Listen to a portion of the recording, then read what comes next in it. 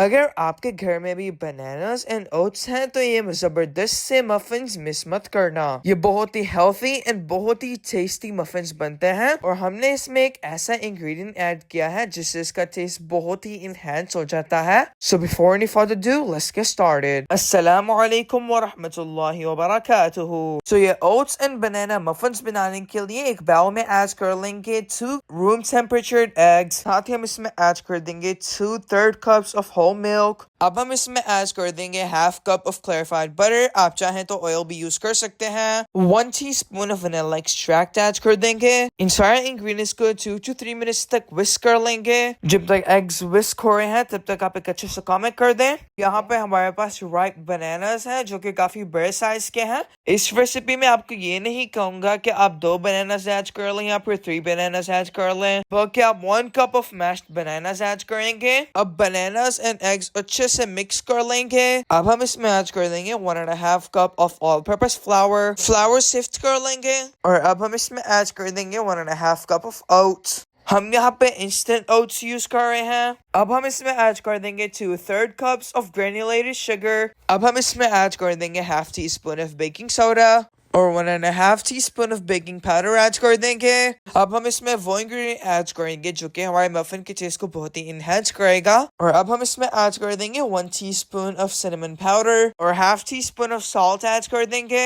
जब हम मफिन्स में सॉल्ट ऐड करते हैं तो उससे मफिन्स का टेस्ट बैलेंस हो जाता है और बाकी इंग्रेडिएंट्स का टेस्ट और फ्लेवर भी इनहेंस होकर आता है। सारे इंग्रेडिएंट्स को लाइट हैंड से मिक्स कर लेंगे। इस पॉइंट पर आपको इसे ओवर मिक्स नहीं करना, जस्ट फोल्ड करना है। Half cup of chocolate chips add कर देंगे।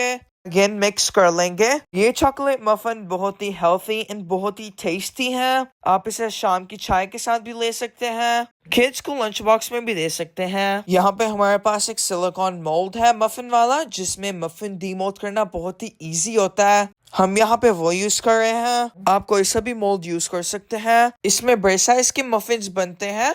हम हर स्लॉट में हाफ कप मफिन्स का मिक्सचर ऐड कर देंगे। यहाँ पे हम 1/4 कप यूज कर रहे हैं तो इसलिए हम 2 कप्स ऐड कर देंगे। ऊपर से चॉकलेट चिप्स से गार्निश कर लेंगे। साथ ही हमने अपना ओवन 375 फ़ारेनहाइट पर प्रीहीट कर लिया है। ईच मफिन पे 1 टीस्पून ऑफ ओट्स से गार्निश कर लेंगे। मफिन बेक कर लेंगे जस्ट 20 मिनट्स के लिए। आपने इन मफिन्स को ओवर बेक नहीं करना। Here we go, our tasty muffins are ready.